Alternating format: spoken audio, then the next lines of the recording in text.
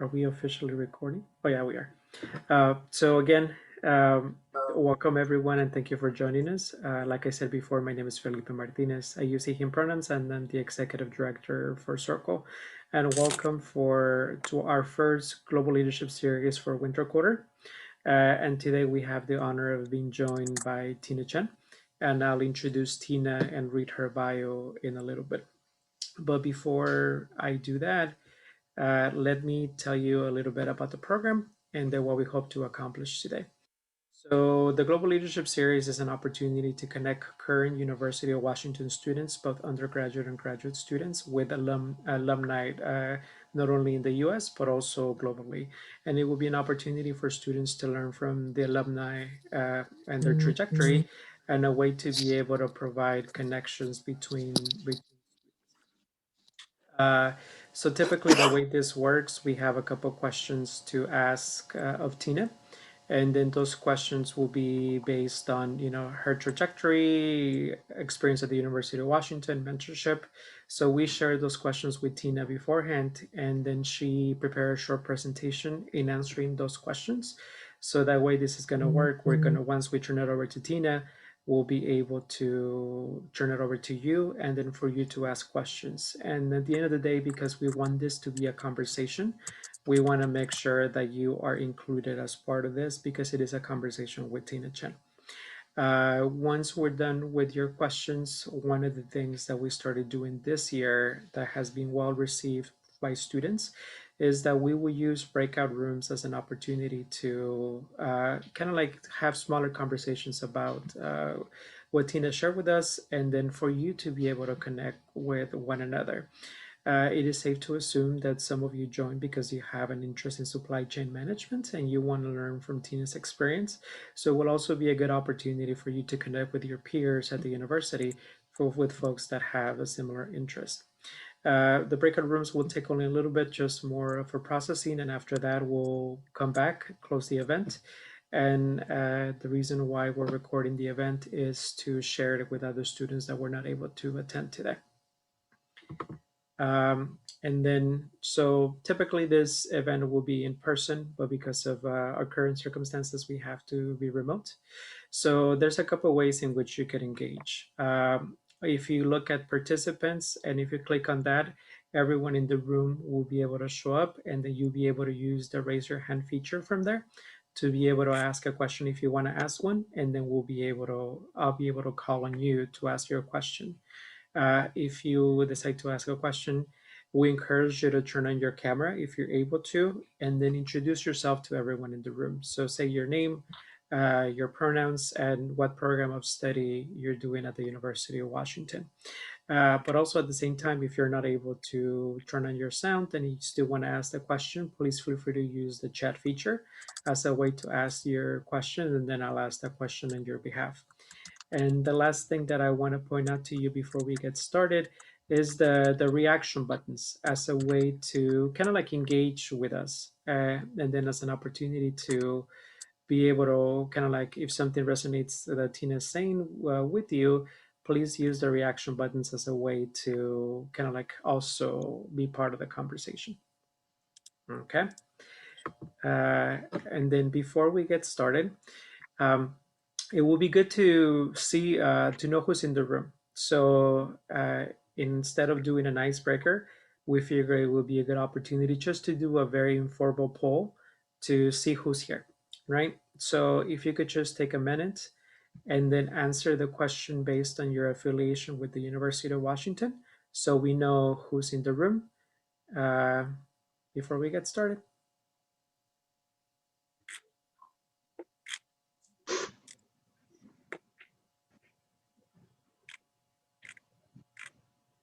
Okay, thank you. So I see we're just waiting for two more people. I see we have some undergraduate students, some graduate students, other affiliation, a faculty member. We'll just give it a few more seconds.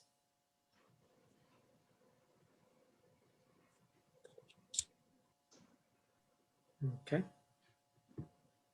So thank you, everyone. So see, that's the the composition of our poll, and then I'll share it with you in a second so you'll be able to see who's in the room. Thank you everyone for participating. And now, uh, if I'm able to do that, let me introduce Tina Chen. So give me 1 second, sorry about that. So let me read her short bio and then we'll be able to turn it over to Tina. So Tina Chen is an inspirational and passionate business leader with the communication and leadership abilities to establish, grow, and lead world-class teams. Tina has 15 years of substantial experience with major corporate business such as Tommy Bahama, Sarah, Coach, and Swarovski in Asia and in the US, with skills in design, development, and sourcing. Tina is currently based out of Hong Kong, heading the Global Strategic Sourcing Department for Swarovski, and in her role is to be a bridge between the consumers or the front and the suppliers or the bulk ends of the supply chain to understand current market shifts and then strategize supply chain operational plans to cope with the changes. So if you could please help me welcome Tina Chen. Like I said, use the reaction buttons as a way to engage, and we'll turn it over to Tina. Hi, everyone. Sorry. Hi, Philip. Thank you for talking through my bio. There was a little bit of an update I should bring to all of you. I'm actually currently physically in Seattle right now, so as you can probably see in my room, it's kind of dark outside. So I'm not in Hong Kong anymore. I actually was just relocated back to the States. I'll give you a little bit more background about that, and also the reason why I'm relocated back to the States. Is it okay if I share my screen right now? I prepare a little presentation. All right. You should be able to share your screen. Okay, cool. Share sound as well. Hold on a sec.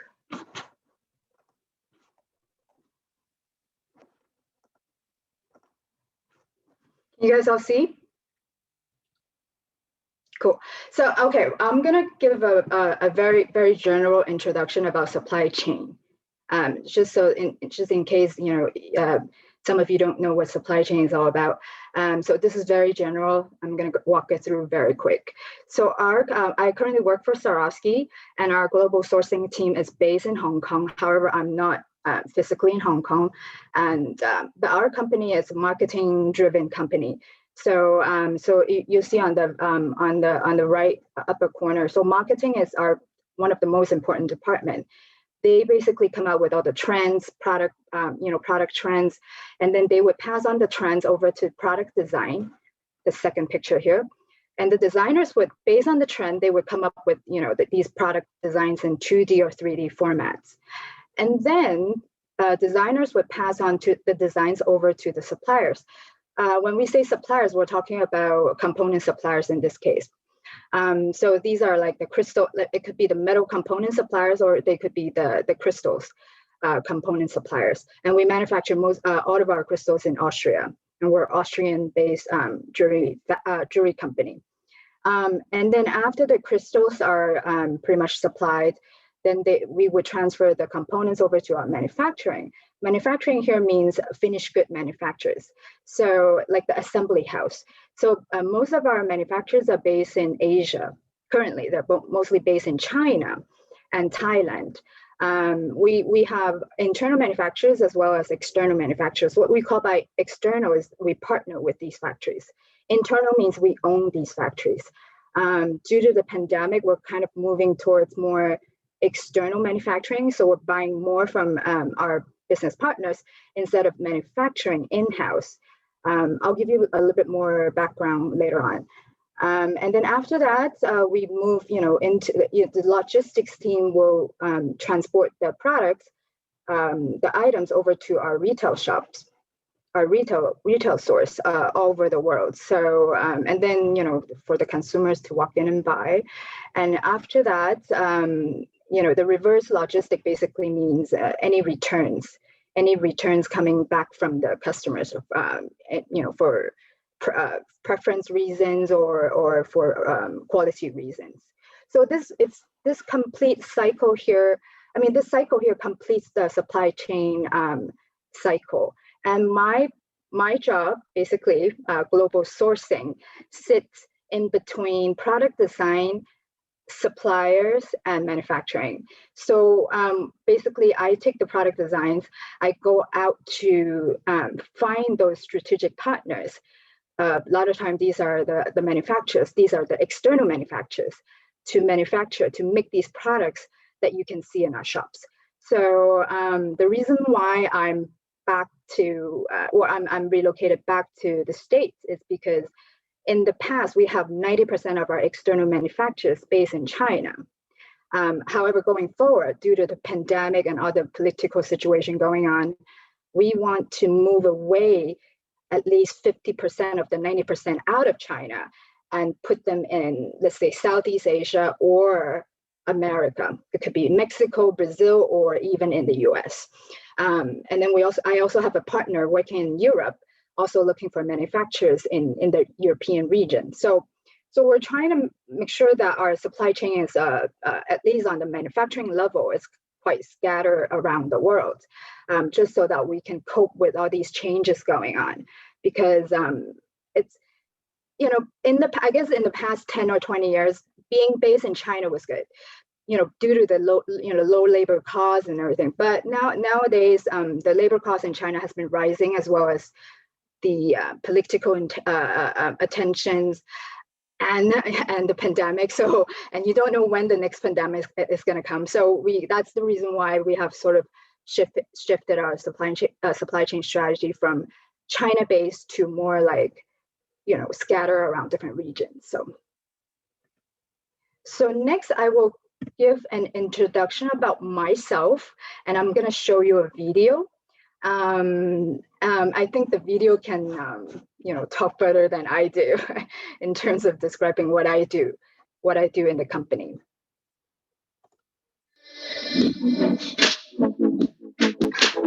I believe by bringing positive energy to work can boost the momentum and the productivity of what you do.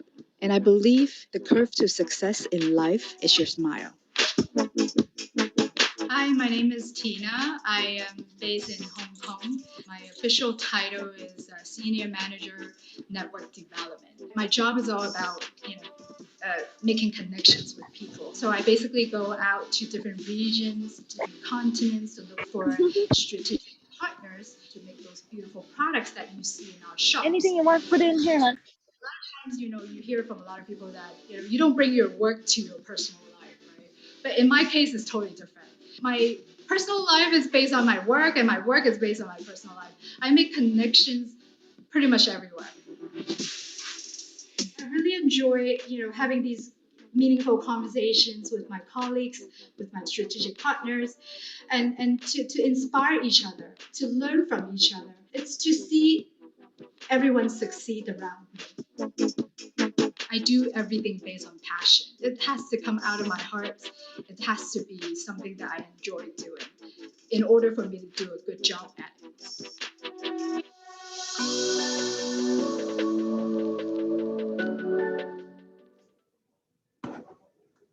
Okay, so I hope that was clear enough for everyone.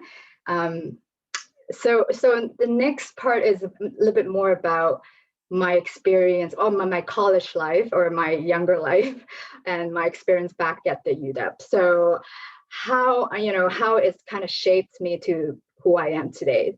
So going back to these courses, experiences, and people that shaped me. So I was a finance major. I graduated with an undergrad degree in finance. So I guess being a finance, I'll be honest with you. The reason why I picked business, because I thought, business could bring me a lot of jobs after I graduate. So that was the most simple reason. And I thought, my math grades were, back in high school, were somehow better than my language art grades. So I thought, well, no brainer, picking something with numbers. But I'm not very detail oriented. So I thought, okay, I can't do accounting.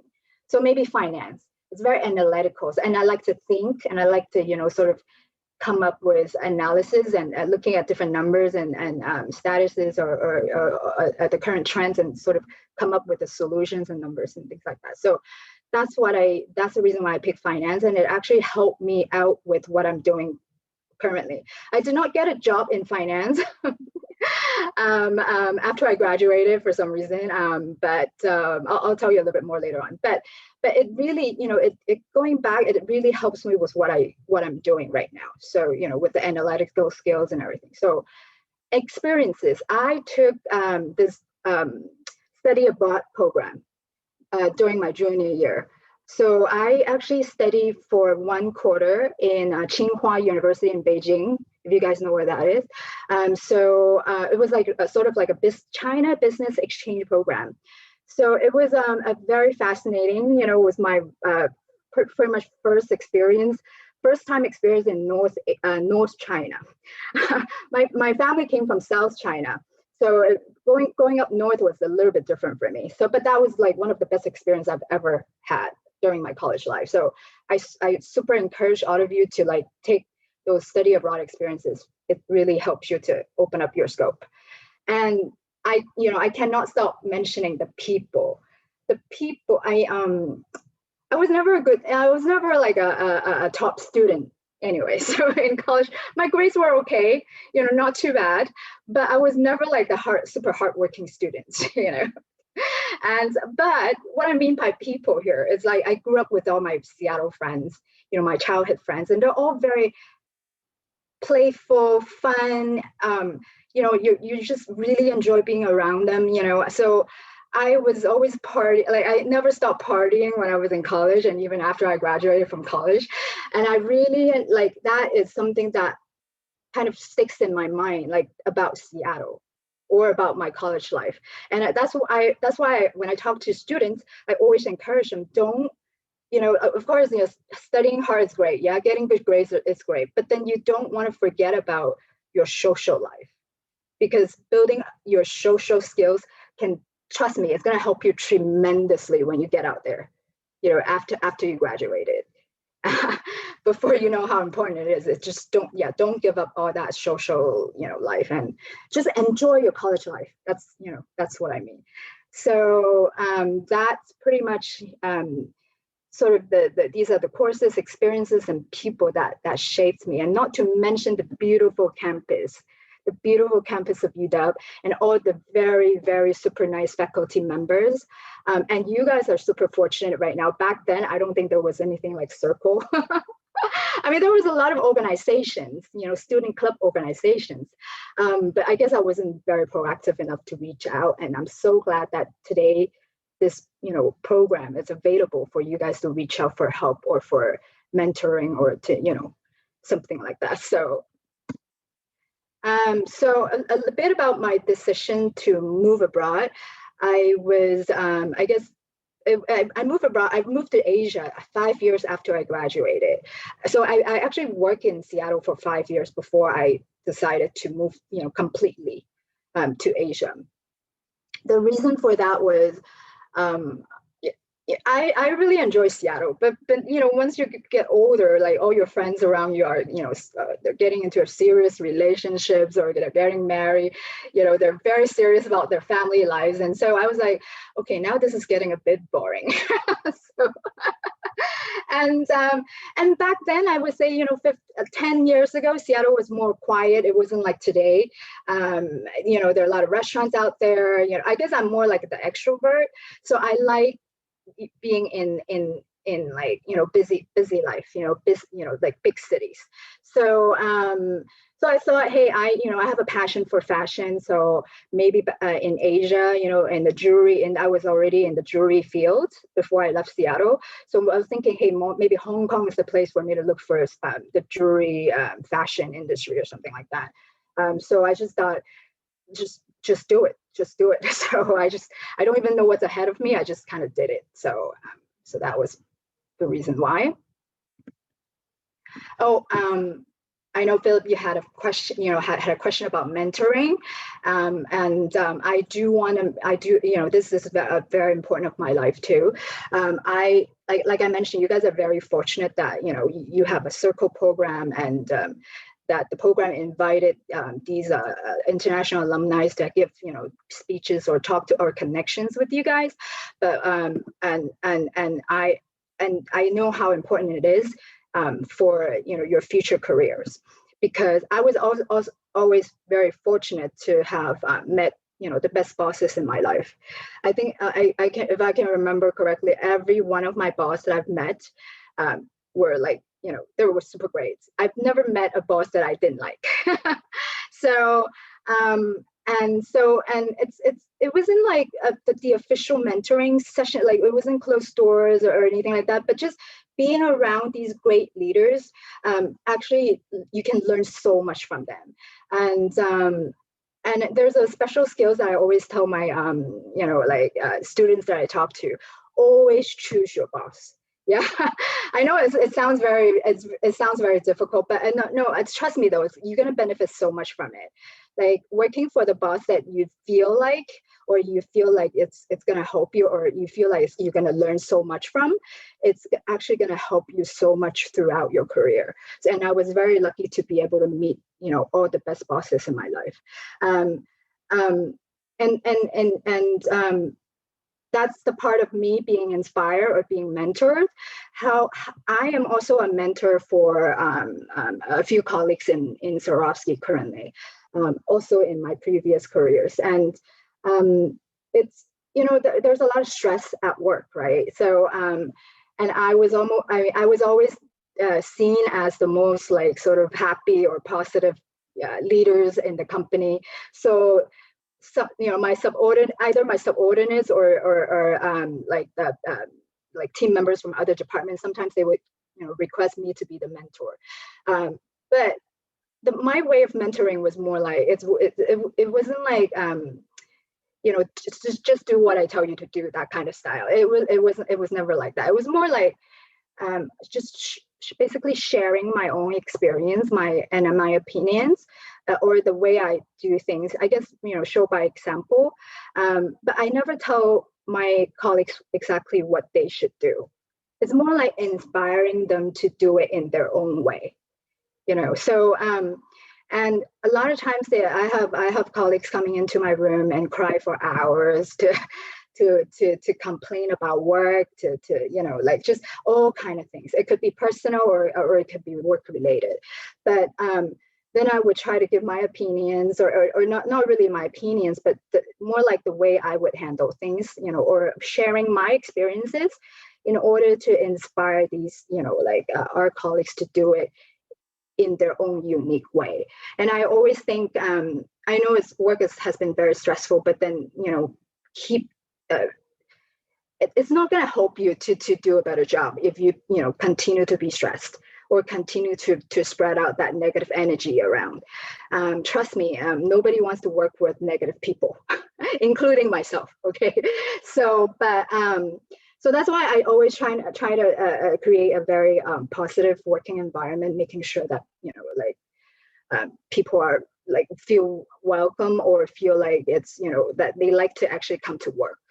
And usually the performance would become much better that way. And yeah, that's kind of the mentoring or mentorship that I can share here. But trust me, working for the best, for working for the right people can actually help you through, it can help you through so many things in your life. So, and I was lucky enough to learn these skill sets from my previous bosses.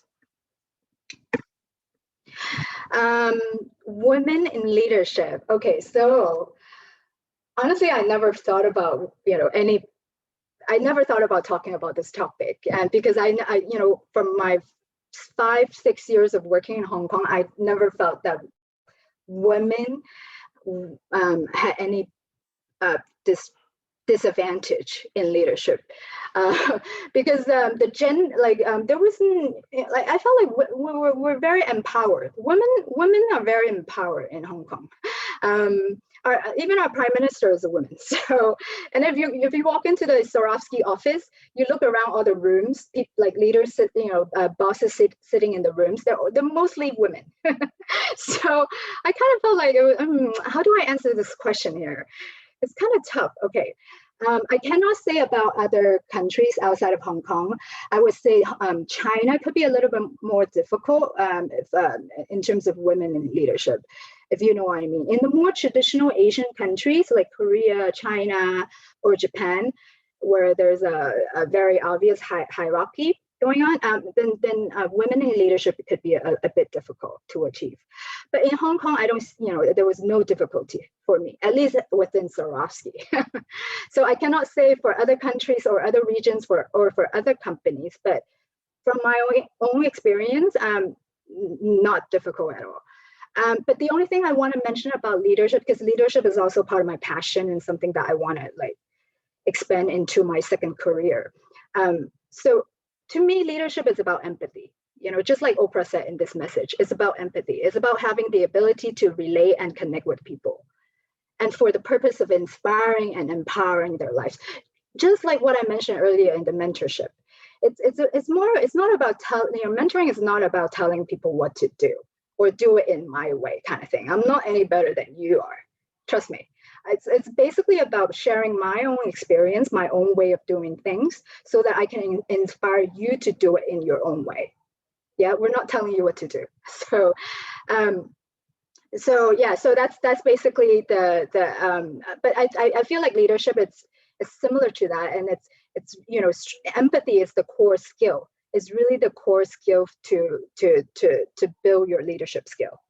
And I feel like why is it more specialized to women? I mean, not trying to stereotype here, but when I guess women has like we're more sensitive. We can feel how other people feel, more, I guess more closely. So maybe there's an advantage for women here. But I'm not saying that men don't have, empathy. Don't get me wrong here, but it's more. I guess it's more, yeah. Like it's more specialized for women, I guess. But so no, trust me. Like leadership is about empathy, and I cannot stress any further or harder than that. It's all about empathy. To me, it's all about empathy. But of course, to other people, there's so many other different factors around leadership as well. So, okay, so the next part is about talking about the my experiences in different stages throughout my career. So it kind of started from parties and to products, to people, to purpose. And I'm gonna talk about, and it kind of sorted out by different company as well. So I'm gonna give a little bit about the company background, as well as what I learned from working in these companies. So the first stage was parties. I cannot stress that further. I mean, you probably heard me talking about parties a lot, back in the college life. So I was a party girl. I try to study hard, but I never forget about parties. So, and I was I was always like a party organizer too, like a party host. So I worked this period of my life, this stage of my life was like 5 years after I graduated. So I worked for Tommy Bahama, and after that, I also worked for a fine jewelry company based in Cairns. There was only like 30 to 40 people in the whole company, and there's a small workshop in the back, in the warehouse with like some ladies stringing up the jewelry necklace, pearl jewelry necklace. It was like a workshop style, small family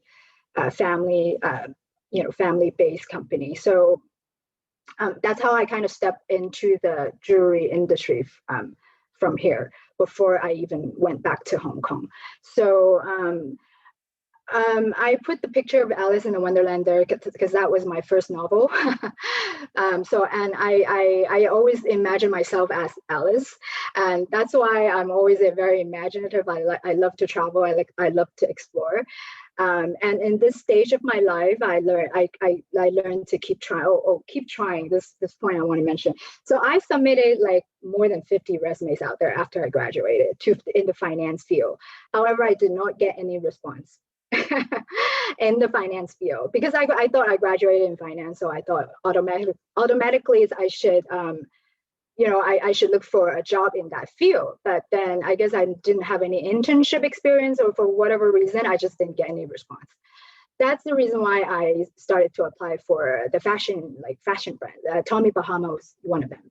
And then I got a job there. So you never know. So it doesn't always have to be from what you exactly study or what you exactly graduated from. You never know what life is going to bring you. So just be curious and yeah, fashion is my passion, and just keep having fun. And this is the product stage. So this job was based in southern China, in Guangzhou, and I was there for a very short time, like around 1 year, to design, or actually to build an accessory line for a new brand under Zara. It's not called Zara, and something very special about Zara is that it could, from design to launch. So from drawing the design, like coming up with design drawings to launching, for the product launch in the store, they can actually do it in 3 months. Okay, so that is super fast. And it's very detailed. I'm not going to go through what exactly the process is, but then my learning from this stage is why do I call it the product stage? Is that it was my first time working in a big team, working with different team leaders, different team managers. But I was not a leader yet. I was not a people manager. I was only a product manager. So I love beautiful things. I love creating these samples that you see in the pictures. These products, it was my passion. To be able to see these products born and launch in the store was my biggest passion there. So that's why I call this my product stage. So this is the turning point. This is the turning point in my life. So I, from Guangzhou, then I moved to Dongguan. Dongguan is what we call the World Factory in China. It's also down in southern China, this in working in Coach. I was a people manager there, so that was my first time managing people. So from a product manager to people manager was a big change, and it wasn't an easy change. There were a lot of up and downs. I was okay. I was very good with my own team. That's the picture in the middle. Those are my team members. But then there was a lot of cultural shock as well. Working in China. I guess in Zara it was very short. My time there was only 1 year. So, and I was working in a big city. Like Guangzhou was considered one of the biggest cities, first tier cities in China. But in Dongguan it was different, more like second, third tier, and the cultural shock was more obvious. I always thought that I was Chinese, because I was born and raised in southern China and in Taiwan. So I thought. I thought I was always Chinese, and but then before I realized it, I guess after I've lived in Seattle for 20 years, or not sure, probably 20 years before I moved back. Then I didn't even realize I changed.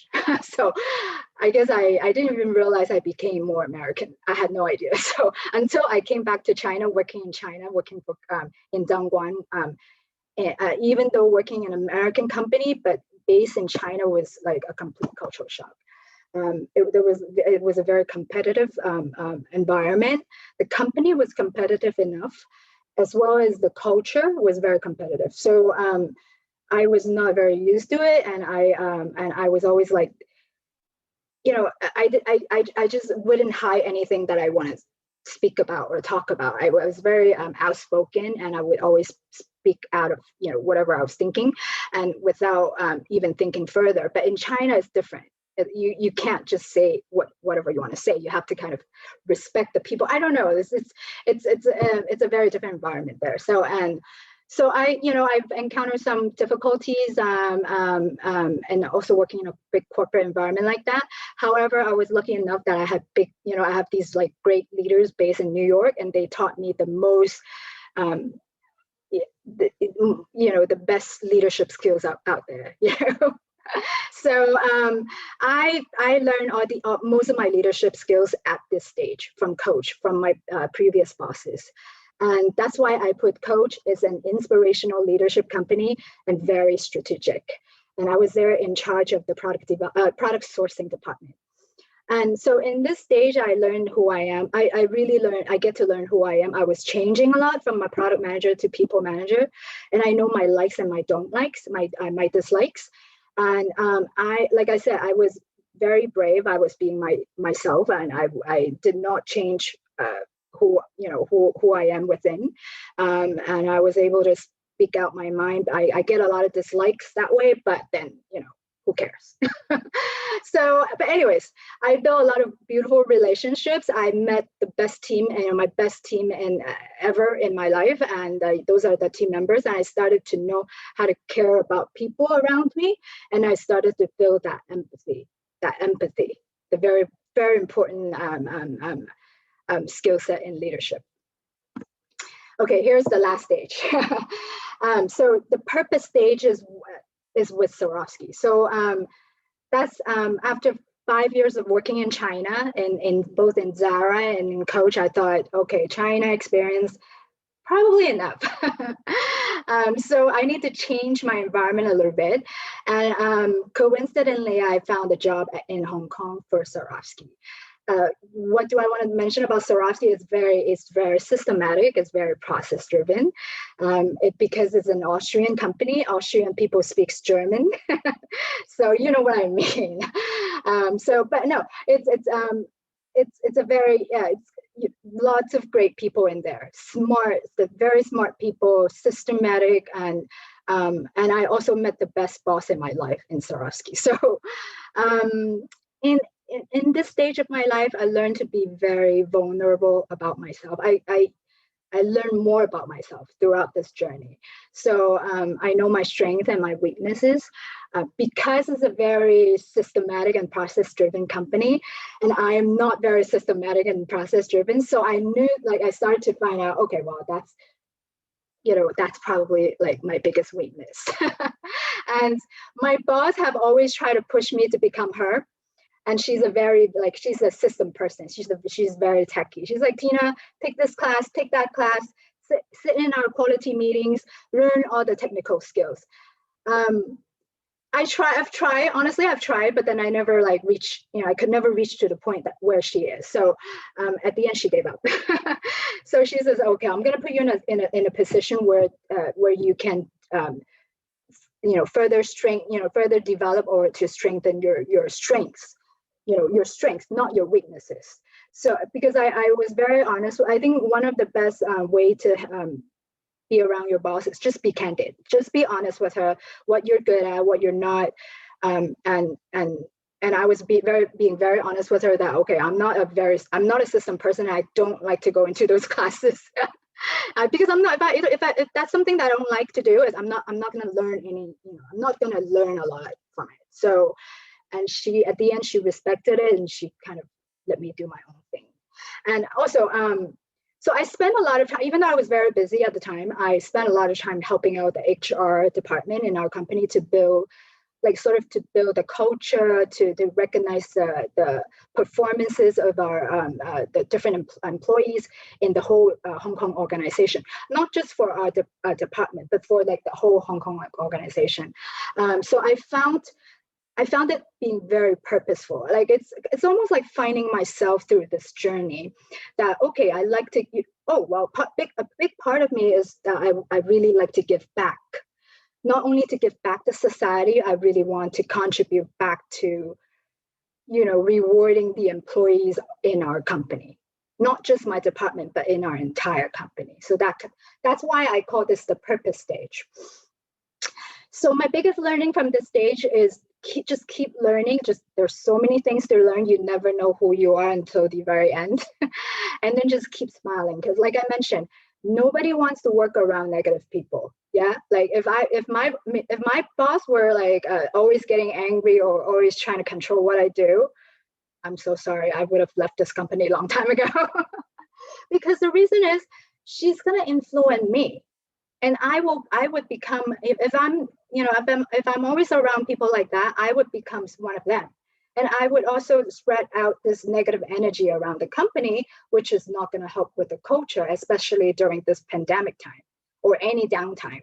So this is what I mean. Just keep smiling. Just trust me, keep smiling. No matter what happens, just keep smiling. Good things will happen to you, right? So, okay. So now, I always want to tell many students I've talked to in the past, your career is not just, it's not the outcome. It's not the end of it. Like I know a lot of Asian students, they, even including my parents, when I was young, they wanted me to become a doctor. They wanted me to become a lawyer. However, none of that happened because that's not who I am. and even let's say even if you ended up being a lawyer, I don't think that's the end of your career. Trust me, it's not. Like, at least in my story, it's not. Like every company, it's more like a stepping stone for me to become who I am, who I truly am, or who I'm trying to become. So like I mentioned, all those different stages: party, product, people, and purpose. These are just like the stepping stones to become who I am in my later, like in my next career or my future life. And this page here it's about finding my meaningful work. It's sort of like the formula. So my passion and interest is in traveling, creating beautiful memories, and I know I'm good at bringing positive energies and building the relationship. That's why I'm in this network development a job, like job field, trying to make the partnership with the strategic business bosses or business partners out there. And I love to give back, so that's why I kind of created these programs in Hong Kong to acknowledge the performances of every employee in our. So, and I also throw different parties out there to like prizes out there to make sure they're being recognized. And this is the reason why I'm giving out talks to the universities, to the nonprofit organizations in Hong Kong, because I really want to inspire the next generations. Because you guys are all smart, yeah? I'm sure you're much smarter than I am, especially living in Seattle, yeah? This is very techie city. And I'm none of that, but I really want to encourage the next generation to find out your own passion, become who you are, and your journey, then you can. It's really interesting. It's really inspirational. The more you learn about yourself, the better you become, I guess. Anyway, so I know we're running out of time. So before so maybe Swarovski is gonna be my last company before I jump into my maybe. I don't know. I'm still with Swarovski. I think I may want to leave the corporate world for a while, and I want to do something more meaningful, like I mentioned earlier. I don't exactly know what yet. I kind of have an idea, but I just wrote a book in Hong Kong. I love Hong Kong, and it's going to get published in January sometime. And I know not Chinese, but like this is actually in Chinese. The book is about summarize. Like I basically wrote about 15 different values that are very important values, and I pretty much summarized with the most important value in my life, which is also the title of this book, is playfulness. So, and then the English title, which I hope I come up with the English version later on, is called "The Curve to Success Is Your Smile." Really. That's why I always talk about playfulness in my parties. Playfulness, positive energies, keep smiling. These are the key words in everything I talk about. Not only just about in the work environment, outside. I always try to keep these keywords around. You cannot imagine how important these criteria can bring to your life, or yeah, how yeah. Just trust me. Keep smiling. Okay, so I basically talked about my own story, and I want to encourage every one of you, or inspire every one of you to come up with your own story. The reason why I say that is storytelling is very key. It's like it's being widely used in all companies out there, in most of the corporation. Our company is using storytelling in supply chain, in marketing, in retail, in sales. So and I think everyone should have their own story. And trust me, when you walk into an interview, you want to tell your story.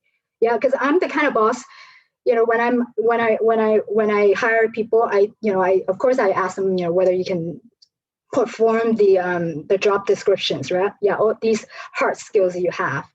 But on top of that, or even not so much on, I try to balance the soft skills as well. I always ask my candidates about, what is your passion? Do you have some sort of, what do you do outside of work? Yeah. Do you have are you taking any classes out there, any trainings, or like any activities, or like, because I really want my successful candidate to balance out work and life. And because I know how important it is to be able to maintain a happy life, and also bringing that happy energy into work. Yeah, so I'm always trying to look for that unique person with a unique story, to outstand from all these other candidates. So this is why I encourage you to please tell your story. Okay, so this is the last. I've actually have I made 3,000 masks, cotton masks. This is the fabric. These are my colleagues, by the way, in Hong Kong, and they've modeled for me. Thank them very much. And these are the masks that I've made, and I want to donate to UW students. Because I have to thank my supplier, one of my strategic supplier, who actually volunteered to work on this project, able to make these masks for me at the factory cost. Yeah, so and finally the masks are in Seattle, and probably next week or in the following weeks, I will deliver them to the Seattle campus, over to Philip and over to Denzel, and hopefully that through Circle we can distribute them out and to the different students. And this is I love the pattern. I love Japanese culture, so this is a very unique. It comes in the red and the blue color, and it's in this Japanese pattern. So I hope you guys will like it. And that's it. I finished. I'm so sorry. I probably overran. So, you know me. I always talk too much. No worries, Tina. Thank you so much for the masks, but also for your talk. What I love about everything that you said is, one, to encourage students to pursue their passions, right? And how a passion or a personal interest can be kind of like a catalyst to a career. And the Mm, second thing is about how you describe your positions as stepping stones into the job that you have right now. And sometimes, when we're in college, we forget that, or we assume that the first job is going to be the job, right? But in reality, it could be a stepping stone into a career as fruitful as yours.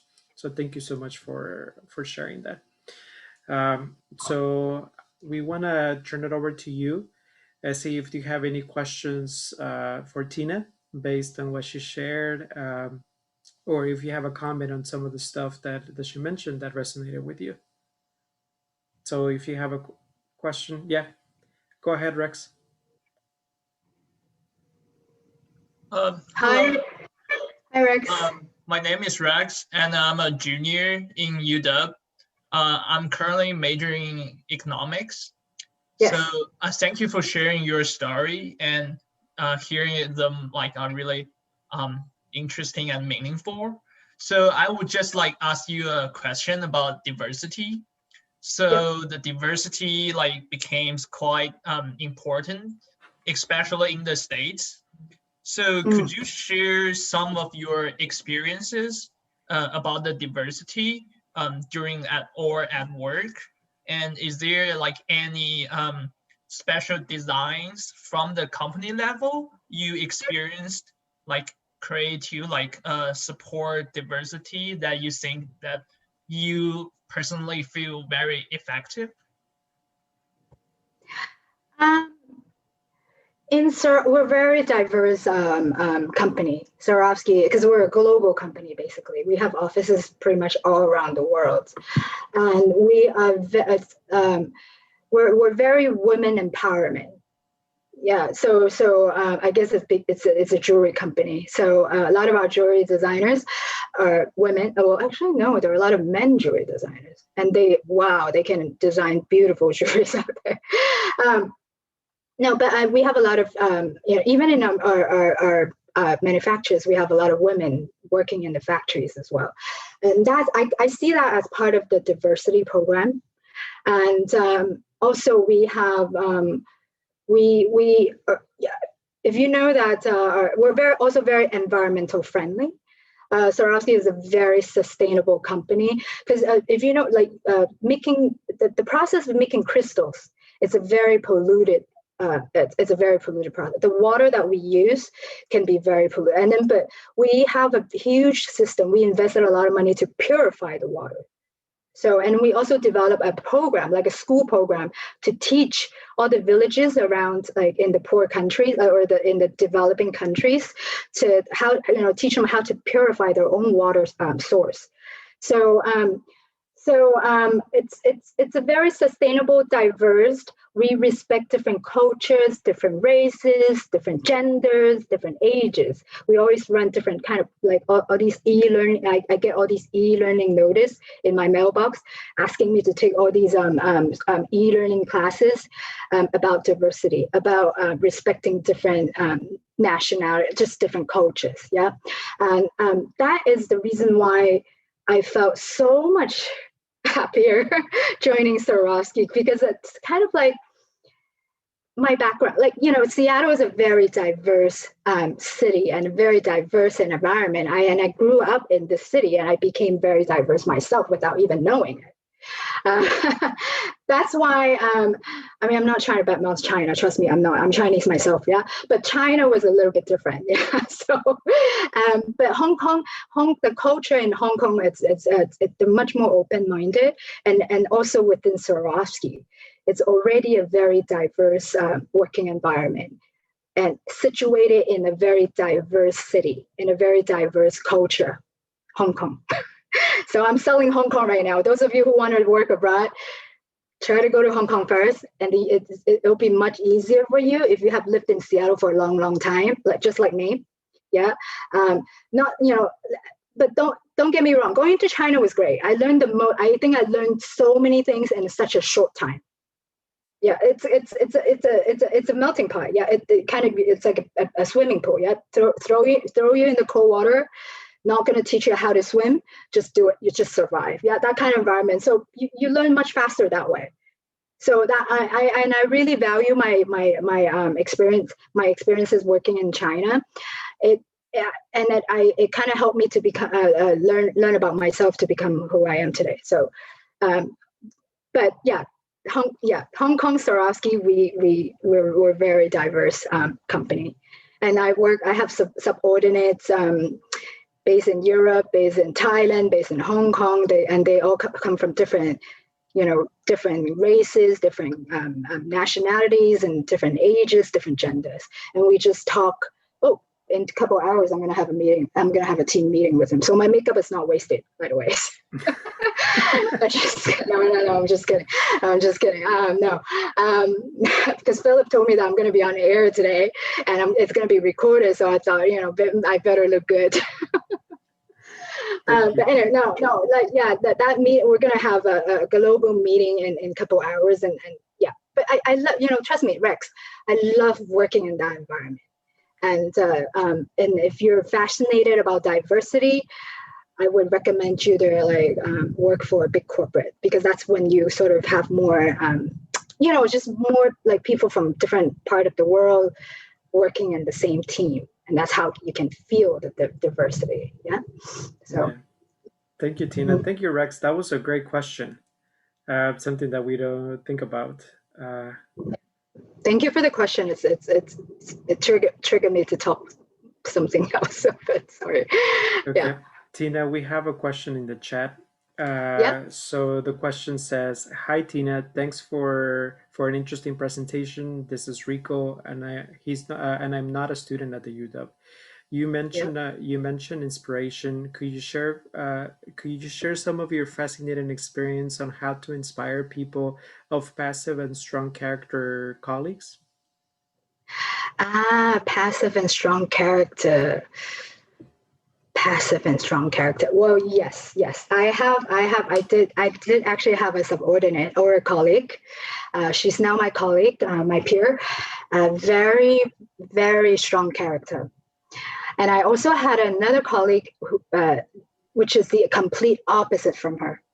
Very, very weak, like very, like, yeah, that would come into my room once a week and cry for 2 hours. Okay, so, um, and I was sort of kind of in between the two of them, and sometimes they fight. We kind of work in the same team.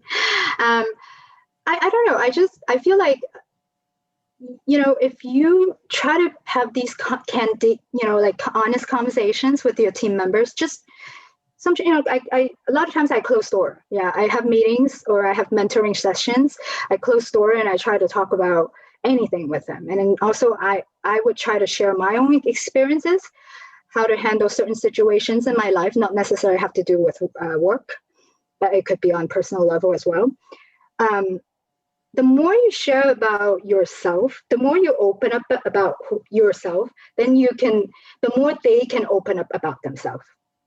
That's how I figured it. So I try to always keep my relationship with the colleague, no matter whether they have strong character or whether they have weak character. I always try to keep our relationship very personal. Yeah, because if you can talk to them on a personal level, then then you can also solve a lot of work related things, problems, if you know what I mean. Because once you build that relationship, once you have built that connection with them, then work could be much easier afterwards.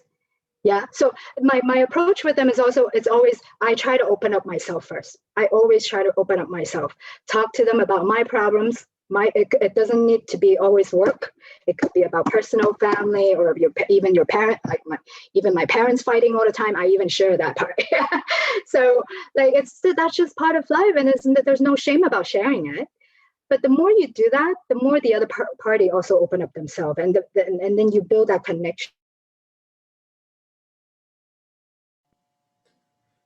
Yeah, it sounds like it's about bottling the behavior, right? And it's just kind of like to be able to establish trust. Exactly. So you got to open up yourself first and establish the trust, like build that connection, establish the trust. And then once you have the trust, then you can apply the trust on work level as well. Okay. If you know what I mean. Yeah. So this is the reason why I think that's why in my video, I always mention work is always part of my life, part of my personal, personal, like outside of work life too, because I, they, of course, people talk about, okay, after work, I'm not going to talk about, I'm not going to talk about work to my family, but I'm not going to bring up my friends over to work. But sometimes I think you kind of have to, yeah. I don't know, to make your work more valuable, or like to achieve better, just more tasks you just treat ourselves as just a normal human being. No matter what, in the work environment or outside of work, we're still a normal human being. So, so that's why I always encourage the students, just be who you are, and try to show who you are at, even at work level. And trust me, people are going to appreciate it. Yeah. Thank you, Tina, for that. And that's true, because that's a lot of the time that we spend outside of our house is at work, right? So it'd be good to establish those relationships with folks. And you're gonna get so much. Trust me, the relationship that you gain from work can help you throughout your life. Trust me. Yeah. Okay, so I'm looking at the time. We have time for one last question if someone wants to take that opportunity.